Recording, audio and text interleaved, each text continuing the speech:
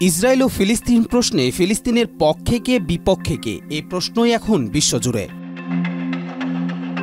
ফিলিস্তিন ইস্যুতে আরব দেশগুলো ঐক্যপূর্ণ অবস্থান নিলেও বাস্তব চিত্রটি অনেক বেশি জটিল ও বিভাজিত। অনেক দেশ ফিলিস্তিনিদের প্রতি সহমর্মিতা প্রকাশ করলেও ভূরাজনৈতিক স্বার্থ, নিরাপত্তা ইস্যু ও অভ্যন্তরীণ রাজনীতির কারণে তাদের অবস্থান ভিন্ন।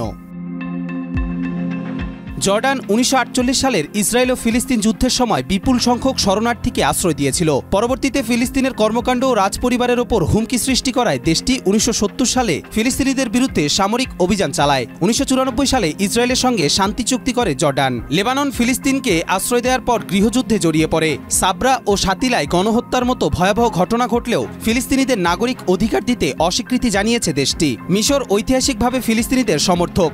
এর সঙ্গে যোগাযোগ রাখলেও গাজা সীমান্তে নিরাপত্তা বজায় রাখতে ইসরায়েলকে সহযোগিতা করে। ১৯৭৯ সালে মিশরই প্রথম আরব দেশ হিসেবে ইসরায়েলের সঙ্গে চুক্তি করে। সংযুক্ত আরব আমিরাত ২০২০ সালে আব্রাহাম চুক্তির মাধ্যমে ইসরায়েলের সঙ্গে কূটনৈতিক সম্পর্ক স্থাপন করে। ড্রোন প্রযুক্তি কোম্পানিতে বিনিয়োগ করেও সমালোচনার মুখে পড়ে। সুদান ঐতিহাসিকভাবে ইসরায়েল নয় নীতিতে অটল থাকলেও ২০২০ সালে সম্পর্ক স্বাভাবিক করে। কুয়েত একসময় আরাফাতের ঘনিষ্ঠ মিত্র থাকলেও ১৯৯০ সালে ইরাক আক্রমণের সমর্থনের কারণে সম্পর্ক ছিন্ন করে ও লাখো ফিলিস্তিনিকে বহিষ্কার করে। ইরাক সাদ্দাম আমলে ফিলিস্তিনিদের বিশেষ সুবিধা দিলেও তার পতনের পর শিয়া গোষ্ঠীর হাতে নির্যাতিত হয় ফিলিস্তিনিরা। কবির চৌধুরী, মাই টিভি।